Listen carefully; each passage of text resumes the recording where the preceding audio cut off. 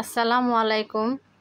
আশা করি দেশ ও দেশের বাইরে থেকে যারা আমার ভিডিওটি দেখছেন সবাই আল্লাহর অশেষ রহমতে ভালো আছেন।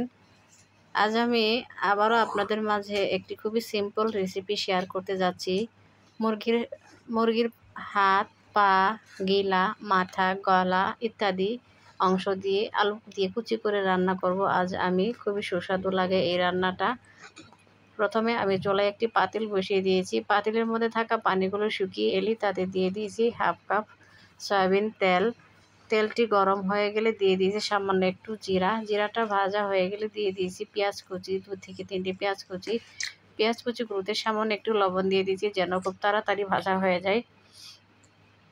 পেঁয়াজগুলো আমি হালকা ব্রাউন বা বাদামি করে ভেজে নেব। এ পর্যায়ে 2টি এলাচ এবং 2টি দারুচিনিও দিয়ে দেব এবং দিয়ে দিলাম একটি তেজপাতা। তেজপাতাটা আমি একটু টুকরো করে দিয়েছি। এবার আমি সবগুলো উপকরণ খুব ভালোভাবে ভেজে নেব। পেঁয়াজগুলো ভাজা হয়ে গেলে আমি এখানে দিয়ে দেব মুরগির পাখা, পা, মাথা, গিলা ইত্যাদি অংশ এবং প্রায় 2-3 টুকরা মাংস দিয়েছি।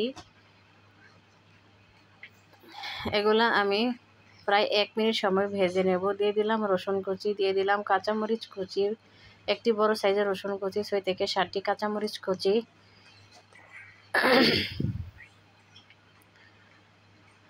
এমনকি দিয়ে দিলাম স্বাদ মতো লবণ।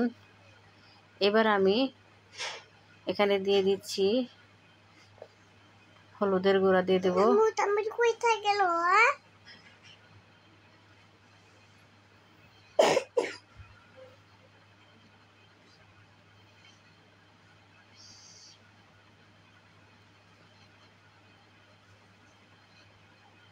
হলুদের গুঁড়া দিয়ে আমি পেঁয়াজ মরিচগুলোকে 1 মিনিট সময় ধরে ভেজে নিলাম।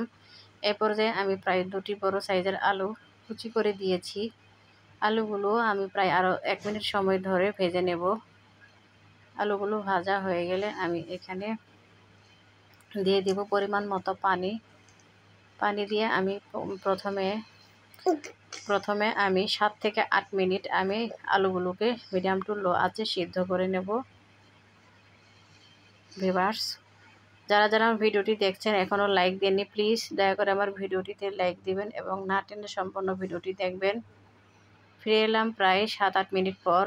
এবার আমি দেখলাম যে আমার রেসিপিটা প্রায় হয়ে এসেছে, আলুগুলো সিদ্ধ হয়ে এসেছে, এমনকি মাংসগুলো খুব ভালোভাবে কষানো হয়ে গেছে।